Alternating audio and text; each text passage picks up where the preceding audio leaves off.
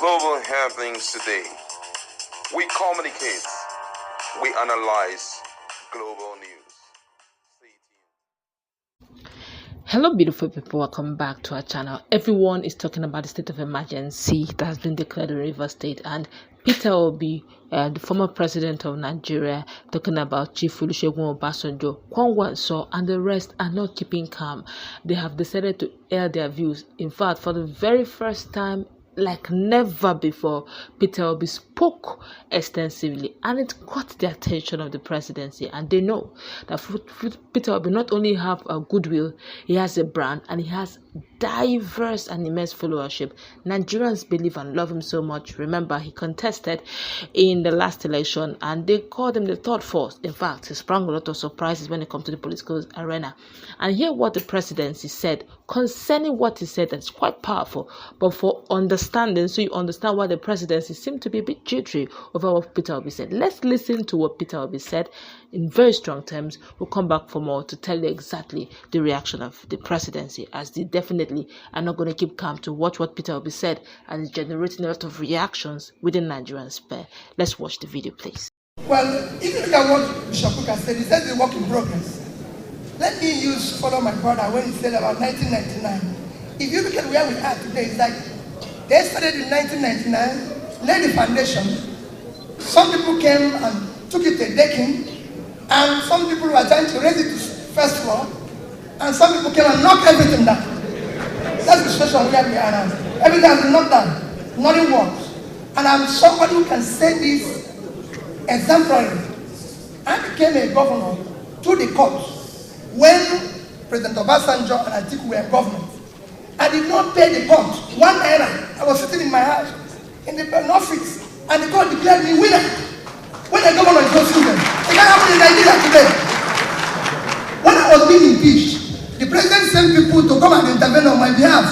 Ken Namani came begging House people not to impeach me. Today, the president impeaches the person. So that is the thing that collapsed. They were begging my house not to impeach me.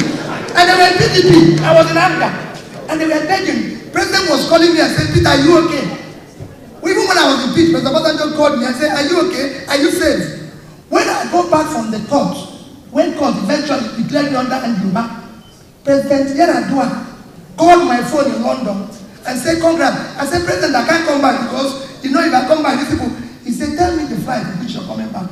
And I told him, when I came in the first time, military people came to receive me at the airport. I couldn't believe it. I took me straight to him. Now the president will ask me not to come back here again. So insane. Let's not talk about it. Let's talk about how you're not going to do it. It's collapsing.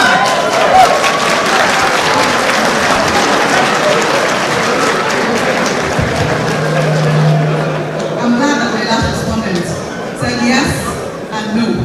So, well, I wouldn't say to China. China is not democratic. it isn't. And I'm not going to compare ourselves with Singapore.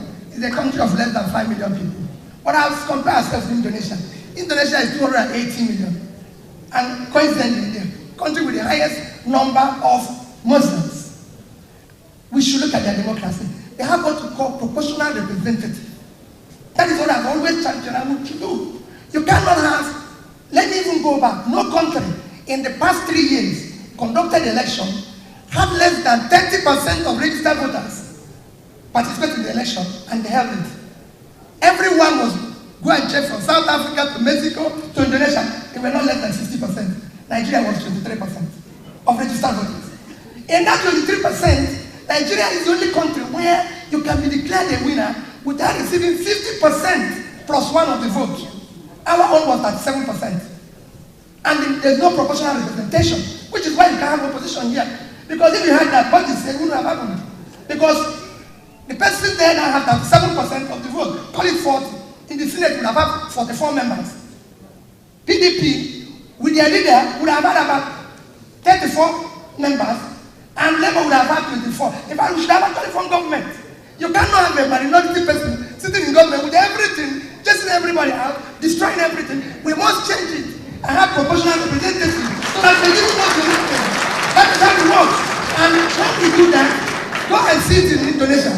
In Indonesia, the president's party is not the leading party in the parliament, but they have proportional representative, which brings proper checks and balances. like he said, it's the operators. That is why I said it's failing. His argument shows that it's failing. Because the operators now are failing. That is one go back, it is failing. All right, welcome back. You've heard what Peter Obi said. Very powerful speech, I must say. And of course, it's only normal for the presidency not to get comfortable with so many words he said. And according to the special advisor to the president, Bola Ahmed Tinubu, on policy communication, Dane Bola, has taken a swipe at the 2023 presidential candidate of the Labour Party, Peter Obi, over his recent statement and comment on the state of democracy in Nigeria. Bola said Obi has never taken a stand in defense of democracy and he is only making cheap talks. The presidential media aide added that Peter Obi has always focused on buying and selling and doesn't understand democracy. Recall that the former Anambra State governor had said democracy had failed in Nigeria under the current administration. Obi recalled the intervention of former President Olusegun Obasanjo and former Senate President Ken Nnamani to prevent his impeachment when he was governor.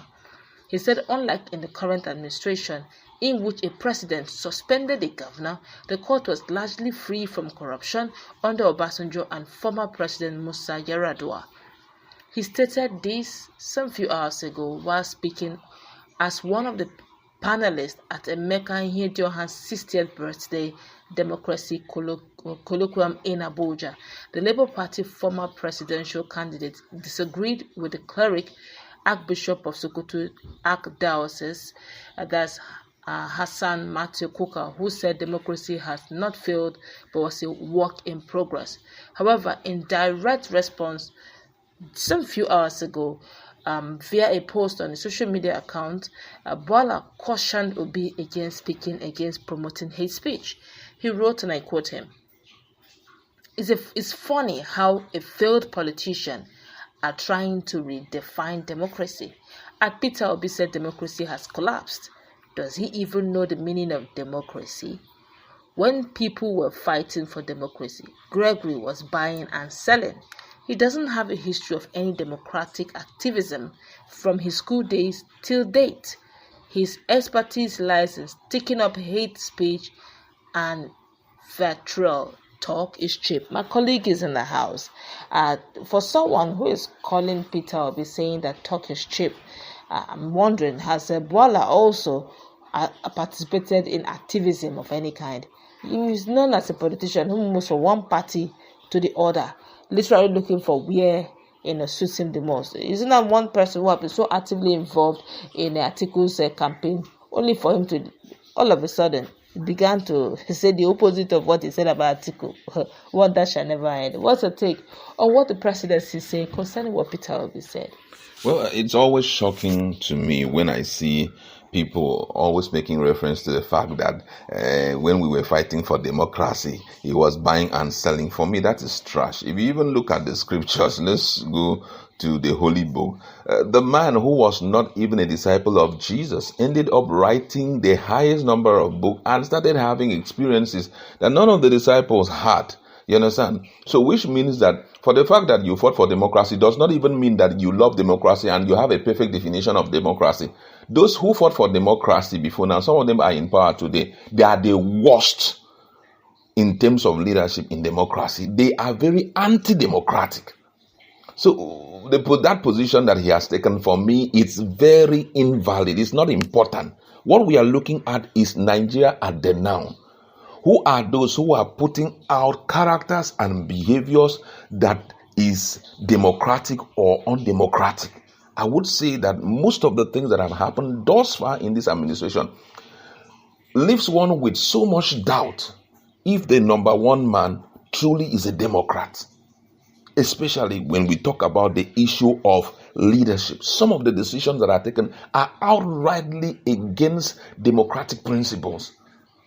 And we have to speak about it, no matter the level of his contribution to democracy thus far. We respect the fact that he was there fighting, he was there doing what he was supposed to do as at that time. But we must not also, it will be undemocratic for us to bring him, or it will be undemocratic if we refuse to bring him to the truth of democracy. Democracy does not make undemocratic leaders. Democracy should make democratic leaders. But that is what we are seeing today. I mean, the issue of that emergency rule in Rivers State is outrightly by law. It's not something that can only be pointed. It's not something that anybody should pamper. Because if you're pampering it today, the dragon of dictatorship is about to raise its ugly head. So we shouldn't pamper it when it's happening to one person. We start from one to count two. Before we know, we start from one, two. Before you know, you're counting millions. If it has been kickstarted and it's been supported, nobody's castigating it, everybody's taking it right. By the time it climaxes, we'll see a situation whereby there won't even be elections in Nigeria. Or possibly if there are elections in Nigeria, the next thing that will happen is that after they start running the show in Nigeria, the governor would or the president would just sit down, trigger a lot of issues around a particular state, and throughout suspend the governor, send in someone who will do his own bidding until the time of another election comes. These are the things that you see people are crying from far and near. If it doesn't touch you today, don't forget that it is a system that has been set in place. And most people, when they come, they look at the president and they act on the basis of the president. Today, it may be APC that will be in power and you're enjoying yourself as one of the presidential media person. Tomorrow, it may be PDP or SDP or NNPP that will be in that position. By the time he picks the things that the forefathers of APC did and start implementing it, would you tell him, thumbs up to you, sir, you are following the right path?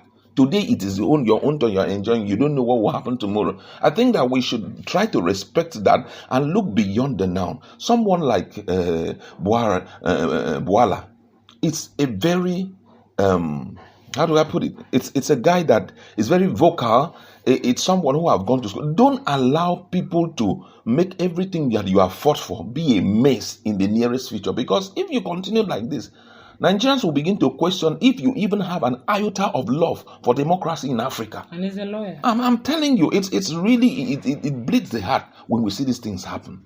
All right, let's go wrap it up. We could go on and on. Let's meet in our comment section.